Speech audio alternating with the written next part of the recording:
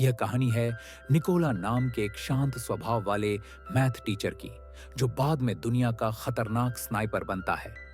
Film in flash presenting the white raven शुरुआत होती है यूक्रेन के एक छोटे से गांव से, जहां निकोला अपनी पत्नी नास्टिया के साथ खुशहाल जिंदगी जी रहा था।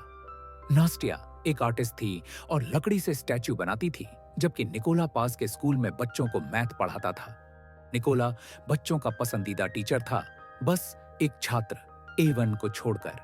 एवन अमीर परिवार से था और हमेशा निकोला की गरीबी और कपड़ों का मजाक उड़ाता था। वह चाहता था कि निकोला गुस्से में आकर उसे मारे ताकि वह उसे स्कूल से निकलवा दे, लेकिन निकोला बहुत शांत था और उसकी हरकतों को नजरअंदाज कर देता था। निकोला के घर में कोई टीवी या इलेक्ट्रॉनिक सामान नहीं था, इसलिए उसे दुनिया की खबरें नहीं मिलती थीं। एक दिन स्कूल में उसे टीवी पर पता चलता है कि रूस ने यूक्रेन पर हमला कर दिया है और कई जगहों पर कब्जा कर लिया है। इसी बीच उसी शाम निकोला को यह भी खबर मिलती है कि उसकी पत्नी प्रेग्नेंट है। यह सुनकर वह बहुत खुश होता है और दोनों इस पल को सेलिब्रेट करते हैं। अगले दिन निकोला साइकिल लेकर स्कूल के लिए निकलता है। रास्ते में उसे दो सोल्जर्स मिलते हैं, जिनकी वर्दी यूक्रेन की फौज जैसी नहीं थी, लेकिन उसने सोचा कि शायद यूनिफॉर्म बदल गई होगी। स्कूल पहुंचने पर उसने देखा कि पूरा स्कूल खाली है, न कोई बच्चा न स्टाफ। फिर टीवी पर वही न्यूज चल रही थी कि रूसी सैनिक अब गांवों में घुस रहे हैं। तभी निकोला को सच समझ आता है कि रास्ते में दिखे सैनिक वास्तव में रूसी थे। यह जानते ही उसके मन में डर बैठता है और वह तुरंत अपनी साइकिल मोड़कर घर की तरफ भागता है। लेकिन जब वह पहुंचता है तो देखता है कि वही दो रूसी सैनिक उसकी पत्नी को बेरहमी से पीट रहे हैं। निकोला उसे बचाने की कोशिश करता है, लेकिन सैनिक उसे भी मारते हैं। वह उनसे कहता है कि उसकी पत्नी प्रेग्नेंट है, लेकिन सैनिक किसी की नहीं सुनते। जब सैनिकों को घर में कुछ कीमती नहीं मिलता तो वे गुस्से में घर में आग लगा देते हैं और जाने लगते हैं। तभी नास्टिया गुस्से में एक पत्थर उठाकर सैनिकों पर फेंकती है। इस पर एक सैनिक गोली चलाता है और नास्टिया की वहीं मौत हो जाती है। निकोला अपनी पत्नी को गोद में लेकर फूट फूट कर रोता है और कुछ घंटों तक वहीं बैठा रहता है। कुछ समय बाद दो यूक्रेनी सैनिक वहां आते हैं। वे नास्टिया की हालत देखकर दुखी होते हैं और निकोला को हिम्मत देते हैं।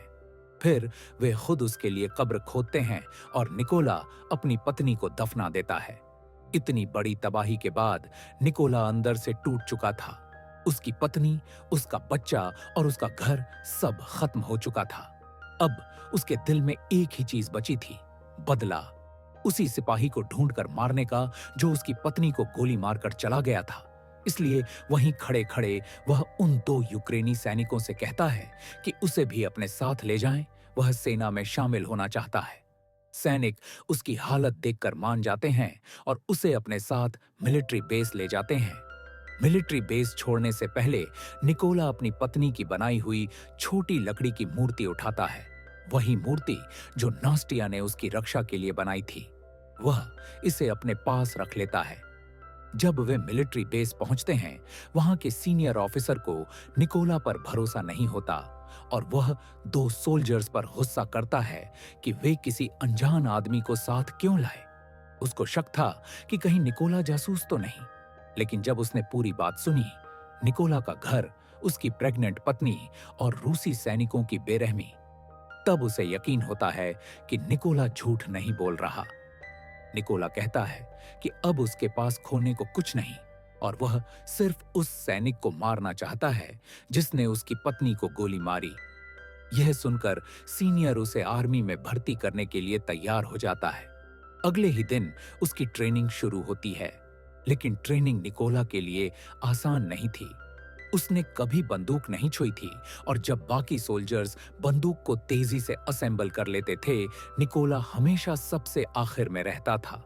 इसे देखकर ऑफिसर सोचता है कि निकोला कभी सोल्जर नहीं बन पाएगा, लेकिन निकोला हार नहीं मानता और चुपचाप मेहनत करता रहता है। एक रात ट्रेनिंग के दौरान निकोला अपने सीनियर को कहता है कि उसे आगे से नाम से नहीं, बल्कि उसके कोड नेम रेवन से बुलाया जाए। यह सुनकर सभी हंसते हैं और सीनियर उसे बताता है कि कोड नेम ऐसे नहीं मिलते, उसके लिए किसी को देश के लिए बड़ा कारनामा करना पड़ता है। निकोला इस बात को बुरा नहीं मानता और ज्यादा मेहनत करना शुरू कर देता है। रात में सब सो रहे होते, लेकिन वह अकेला बैठकर प्रैक्टिस करता रहता। कुछ दिनों बाद सीनियर बताता है कि सेना को स्नाइपर्स की जरूरत है और वह पूछता है कि कौन स्नाइपर बनना चाहता है। कई लोग खड़े हो जाते हैं और उनमें निकोला भी होता है। उसे देखते ही सब हंसते हैं। सीनियर उसे कहता है कि वह अब भी स्नाइपर बनने के लायक नहीं है, क्योंकि वह अभी तक बंदूक ठीक से असेंबल नहीं कर पाता। लेकिन निकोला हार नहीं मानता। वह कहता है कि उसे सिर्फ एक मौका चाहिए खुद को साबित करने का। सीनियर उसे एक चैलेंज देता है, 20 सेकंड में बंदूक असेंबल करो। निकोला बिना हिचकिचाए अपनी आंखों पर पट्टी बांधता है और तेजी से गन खोलकर दोबारा जोड़ देता है, और वह यह काम सिर्फ 18 सेकंड में कर देता है। सब लोग हैरान रह जाते हैं और तालियां बजाने लगते हैं। अब सीनियर भी उससे प्रभावित हो जाता है और उसे स्नाइपर ट्रेनिंग में शामिल कर लिया जाता है।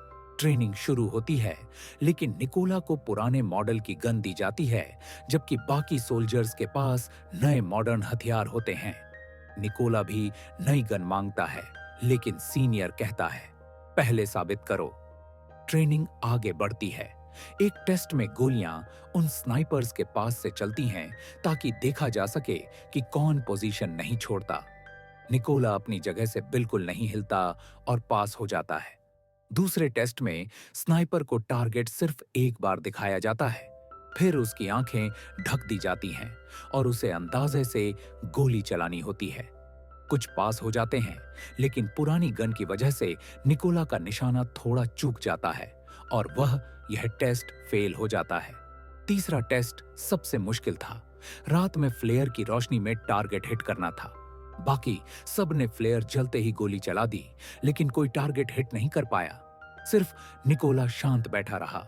उसने रोशनी में पहले दूरी का अंदाजा लगाया और फिर अपनी गणित की समझ इस्तेमाल करते हुए परफेक्ट शॉट मार दिया। सब हैरान रह जाते हैं, क्योंकि यह शॉट आज तक कोई नहीं कर पाया था। इसी उपलब्धि के बाद सीनियर उसे आधिकारिक तौर पर उसका कोड नेम दे देता है, रेवन। आखिरकार कई हफ्तों की ट्रेनिंग के बाद रिजल्ट का दिन आता है। सब लोग लाइन में खड़े होते हैं और कर्नल खुद निकोला के सामने आता है। वह उसे सल्यूट करता है और कहता है, तुम सफल हो चुके हो। और इसी के साथ निकोला एक आम टीचर से आधिकारिक तौर पर एक स्नाइपर बन जाता है। कुछ दिन बाद कर्नल निकोला के पास आता है और उसे बताता है कि अब समय आ गया है, उन्हें एक असली मिशन पर जाना है।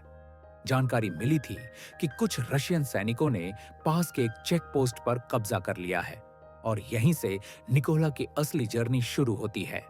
निकोलो और उसकी टीम मिशन लोकेशन पर पहुंचती है और दूर से अपनी स्नाइपर पोजीशन सेट कर लेती है।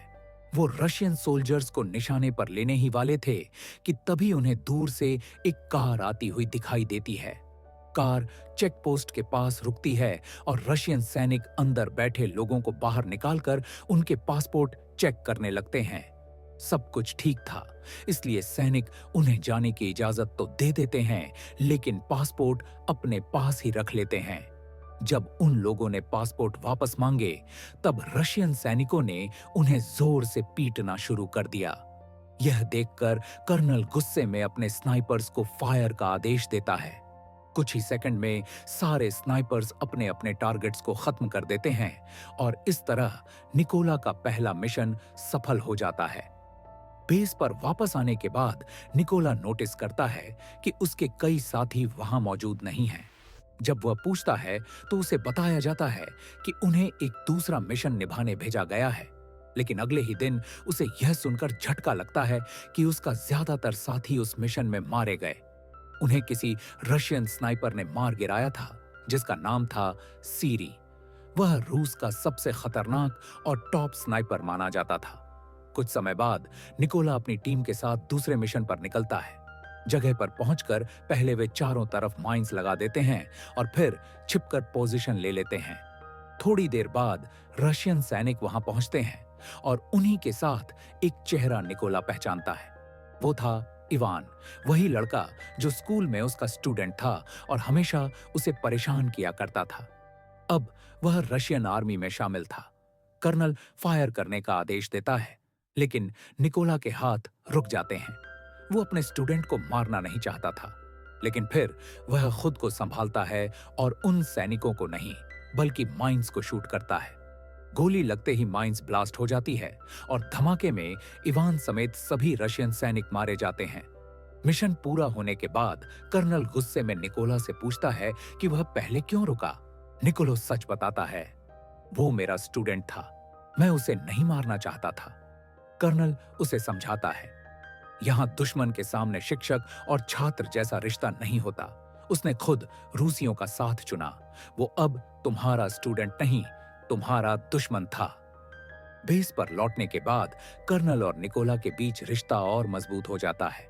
कर्नल उसे अपना परिवार दिखाता है, अपनी 2 बेटियों और पत्नी की फोटो, और बताता है कि उसकी फैमिली को यह भी नहीं पता कि वह सैनिक है। उन्होंने बच्चों से कहा हुआ है कि वह बस एक बिजनेसमैन है। इसके बदले निकोला भी दिल खोलकर अपनी दुख भरी कहानी बताता है, कैसे रूसियों ने उसकी पत्नी को मार दिया और घर जला दिया। अगली सुबह निकोला और उसकी टीम एक नए मिशन के लिए निकलती है। यह मिशन बहुत अहम था, क्योंकि सूचना मिली थी कि रशियन सैनिकों का एक ग्रुप उसी रास्ते से गुजरने वाला है। लोकेशन पर पहुंचकर कर्नल और निकोला छिपकर पोजीशन ले लेते हैं। थोड़ी देर बाद वहां 2 रशियन सैनिक नजर आते हैं, शायद बाकी टीम का इंतजार कर रहे थे। इन्हीं में से एक सैनिक को देखकर निकोला की सांस रुक जाती है। वो वही व्यक्ति था जिसने उसकी पत्नी को गोली मारी थी। वो निकोला के बिल्कुल साफ निशाने पर था। निकोलो ने तुरंत गोली चलाने की अनुमति मांगी, लेकिन कर्नल ने मना कर दिया। निकोलो फिर से परमिशन मांगता है, लेकिन इस बार भी कर्नल रोक देता है। अब निकोला खुद को रोक नहीं पाता। गुस्से और दर्द में उसने ट्रिगर दबा दिया और गोली सीधे उस सैनिक के सिर में लगी। वह वहीं गिरकर मर गया। लेकिन इस एक गोली ने बड़ी गलती कर दी। अब रशियन सैनिकों को उनकी पोजीशन का पता चल चुका था। कर्नल नजरें निकोला पर टिकाकर कहता है, तुमने क्या कर दिया? और इससे भी खतरनाक बात यह थी कि रूस का सबसे घातक स्नाइपर सीरी भी आसपास मौजूद था और अब उसे भी उनकी लोकेशन मिल चुकी थी। कर्नल ने सीरी को तलाशना शुरू किया, लेकिन उससे पहले सीरी ने एक सटीक हेडशॉट मारा। कर्नल की मौके पर मौत हो गई। अब निकोला को अपनी गलती का पूरा एहसास होता है, इसीलिए वह कर्नल की बॉडी उठाकर वहां से पीछे हटता है और गोलियों की बारिश के बीच किसी तरह बेस तक पहुंच जाता है। वह खुद को इस मौत का जिम्मेदार मानता है। कुछ दिन बाद निकोला को 2 रशियन स्नाइपर्स की लोकेशन मिलती है। वह अकेले मिशन पर जाता है। पहले स्नाइपर को वह मार देता है, लेकिन इसी दौरान दूसरा स्नाइपर उसे बाजू पर गोली मार देता है। चोट के बावजूद निकोला धैर्य रखता है और सही मौके पर दूसरा स्नाइपर भी खत्म कर देता है। घायल होने के कारण वह एक सीक्रेट बेस पर आराम करता है। वहीं उसे मेजर का कॉल आता है और मेजर बताता है कि उन्हें उस स्नाइपर सीरी की लोकेशन मिल चुकी है। बेस पर पहुंचने के बाद मेजर पूरी टीम को ब्रीफ करता है। सीरी रूस का टॉप स्नाइपर है, उसका निशाना कभी नहीं चूकता। वह यूक्रेनी स्नाइपर्स को मारकर उनकी वीडियो सोशल मीडिया पर डालता है ताकि उनका मनोबल टूट जाए।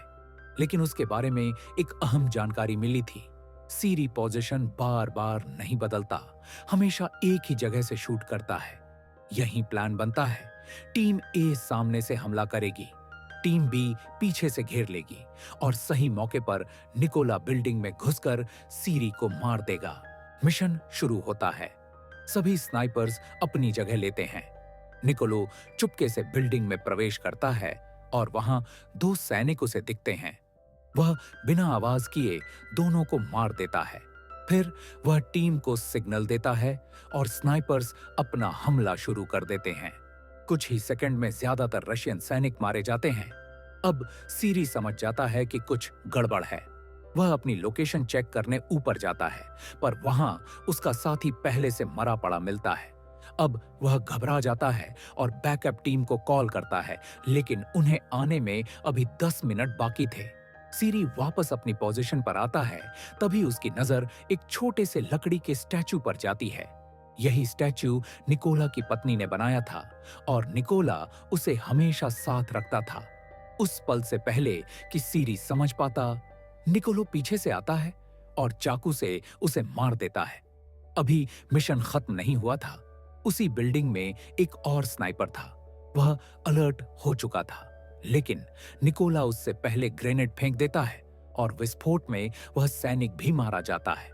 कुछ मिनट बाद सीरी की बुलाई हुई रशियन बैकअप टीम वहां पहुंचती है, लेकिन उन्हें नहीं पता था कि सीरी अब मर चुका है।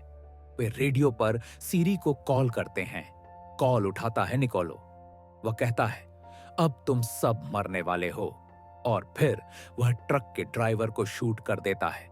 इससे भगदड़ मच जाती है। सैनिक ट्रक से कूदने लगते हैं, लेकिन बाहर पहले से यूक्रेनी स्नाइपर्स घात लगाकर बैठे थे और कुछ ही देर में सारे रशियन सैनिक मार दिए जाते हैं।